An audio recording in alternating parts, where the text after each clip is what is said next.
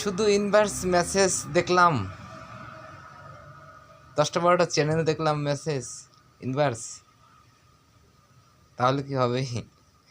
ইনভার্সের মেসেজে যে ইনভার্সের বাচ্চা নির্বাচিত করা হয়েছে, তাকে তো চিনতে হবে যে ইনভার্স কাকে নির্বাচিত করে গেছে, তার বাড়ি কোথায়।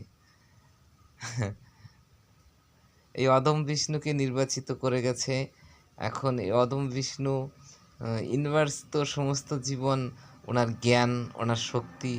ইউনিভার্সকে, ইউনিভার্স হচ্ছে অবতার রূপে যিনি পৃথিবীতে আসে, তিনিই একজন ইউনিভার্স।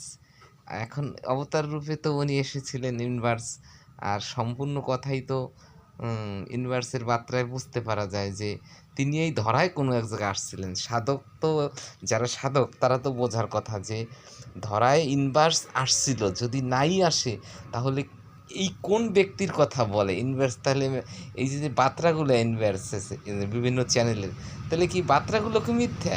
না, বার্তা ঠিক আছে। আছি, এই যে আমি নির্বাচিত ইউনিভার্সের সাথে চলাফেরা করছি। ইউনিভার্সের জন্মগ্রহণ নীলফামারী সদর থানায় কালারডাঙ্গা গ্রামে। খোঁজ নিন সাধকগণ, ওনার বাড়ি, ওনার বাবা আছে, মা আছে, উনি একজন সাধক ছিল এবং উনি নীলা করছে দক্ষিণে গোপালগঞ্জ। যেখানে উনি নীলা করছে সেখানে হাজার হাজার লক্ষ লক্ষ মানুষকে উনি সেবা দিয়েছে,